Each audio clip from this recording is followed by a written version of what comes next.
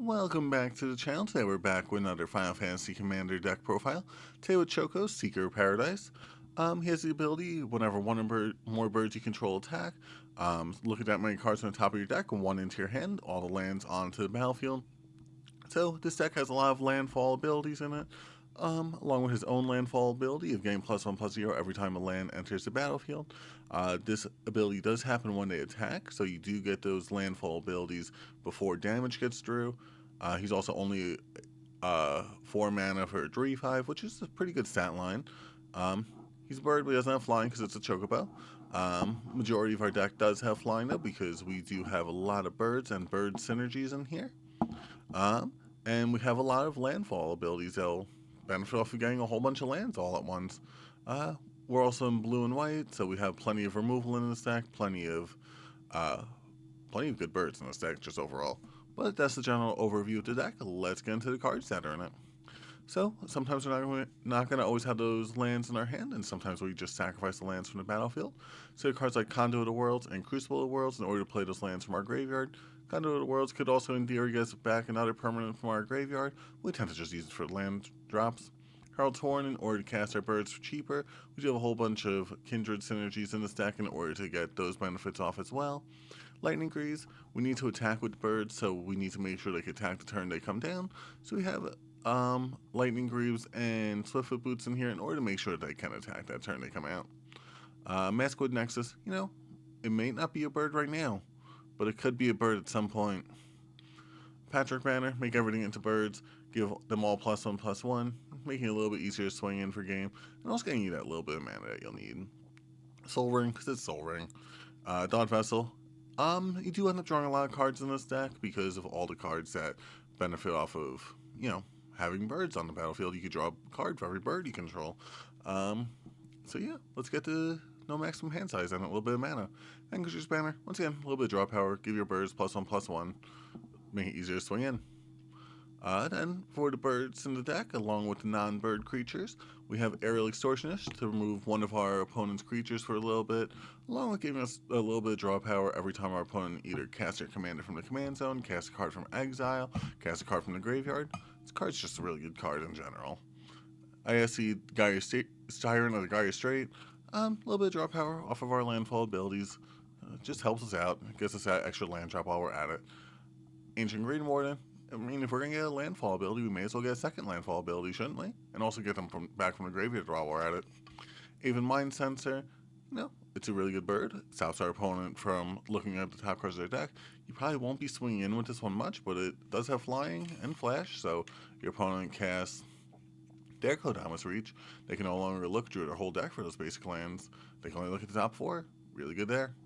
Venture's Zendikar, like I said, you're going to be getting lots of lands here from Choco, Seeker of Paradise, so you may as well get plenty of tokens off those, and since his ability happens prior to damage being dealt, your creatures will get those +1/+1 counters before the damage gets through.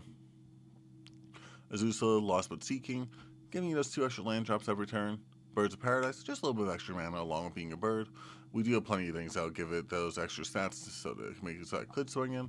Also, I don't necessarily need to do damage for Choco's ability, so works out well there as well. Cartographer's Hawk, in order to get a little bit of extra landfall, landfall on top of our landfall, get a plains while we're at it. Maria Angel has the landfall ability of getting extra birds, which, just helps us out a whole bunch with Choco. Gets us birds, gets us, oh, it's not bird. It's an angel, but, helps us out a whole bunch there. Empyrean Eagle, give our birds +1/+1. I mean, it does get to all creatures that have flying, but, that's our birds. Gwahir, the Windlord, give our birds Vigilance. Jackdaw Savior, made so our birds can come back from the graveyard. Judge's Familiar, make our opponents have to think, do I need that one more mana to cast my Game Ender? Which they probably will, depending on if you know what you're doing, like, in terms of stopping them. Sometimes, you just don't realize and you weren't paying attention and they still get off anyway. Kanji Skywarden, give our birds a little bit of stat boost.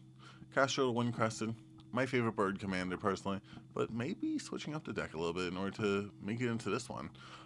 Give you a draw power, give you a +1/+1 counters, give you your birds back from the graveyard. Ledger Shredder, bird with some draw power on it, and plus plenty of power at a certain point. Lotus Cobra, get that good landfall ability, get an extra mana. Mockingbird, in order to copy one of our, creatures, maybe we have a copy of Lotus Cobra and we start getting 2 mana every time. Then we have, where was it? No, Azusa. Ancient Green Warden, so now we're getting 4. And then we have, what was the Traveling Chocobo. So now we're getting 8 mana every time. Yeah, that's how math works. So just saying, it helps. Rampaging Bailots, getting those extra tokens, getting those extra birds, essentially. If we have Maskwood Nexus on board.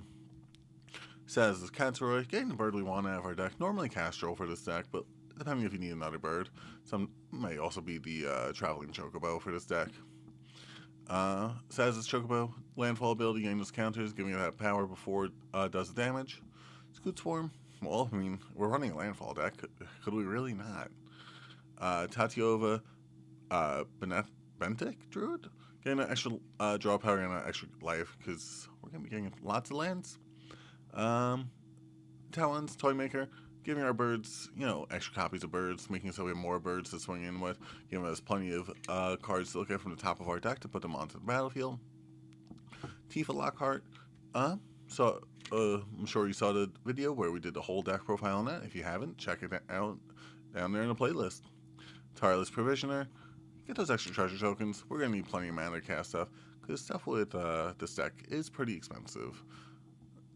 Traveling Chocobo, in order to get that additional land drop ability, along with getting the additional birds from the top of our deck. Yeah, it's everything we really want with this deck. It really works, has a really good synergy with the Choco. Warden of Evil Size, may as well make it cheaper to cast our birds. Same thing with Watcher the Spears. And then in terms of other cards that we run in here for our enchantments, we have Exploration to get an extra land drop. Get those lands out of our hand, we don't need them in there. Feldar Retreat, he gives us extra tokens, which could be birds if we have Maskwood Nexus. Actually, in theory, I could have run Leyline of the blue one. I forgot its name, but it would have helped us out a whole bunch, making everything into a bird. And also getting those +1/+1 counters. A little vigilance, just nice to see. Murmuration, giving our birds vigilance, giving them +1/+1, giving us plenty of extra birds, giving us plenty of birds to swing in with. This way we could eventually get plenty of damage on board. Soul Crusher's Airy, birds put in our graveyard, put a feather counter, giving our birds that stat boost. Let's go ahead and slide on over to the second half of the deck. Oh, I guess I don't have any planeswalkers in here.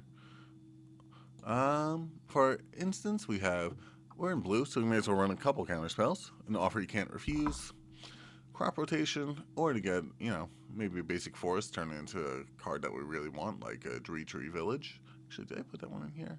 I think I put it in here. Actually, I may have not have. Huh. Oh no, there it is. Tree City. Dawn's Truce, give our creatures indestructible. We don't want them board wiping us. We need something to prevent it. Dazzling Denial.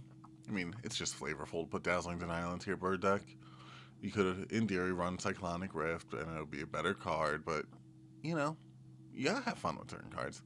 Flurry of Wings, put bird soldiers onto the battlefield, giving you plenty of birds to swing in with, or X's number of attacking creatures. That also makes it so that we could block a whole bunch of our opponent's stuff, depending on, especially if it was Soul Crusher's Airy, it would really catch them off guard. Growth Spiral, get the extra land drop. Heroic Intervention, once again, a little bit of protection. We want to make sure we have plenty of birds to swing in with. Path to Exile for that removal. Perch Protection, miss those birds, giving it so that all permanents we control phase out. Basically a little bit of a Teferi's protection along with getting us birds. Strict Serenade, counter target artifact, creature, or planeswalker spell. In theory, we could counter our own stuff, giving us a bird, but everyone should get a bird. Same thing with Swansong. Just this one is, instead of creatures, artifacts, planeswalkers, this one is enchantments, instant sorceries. Source Pleasure, another source removal, and way important, draw a card for each creature you control with flying, which could be a lot of creatures. Or even if you use the Cleave ability and you have all the Scoot Swarms on the board, you could deck yourself out. Be careful.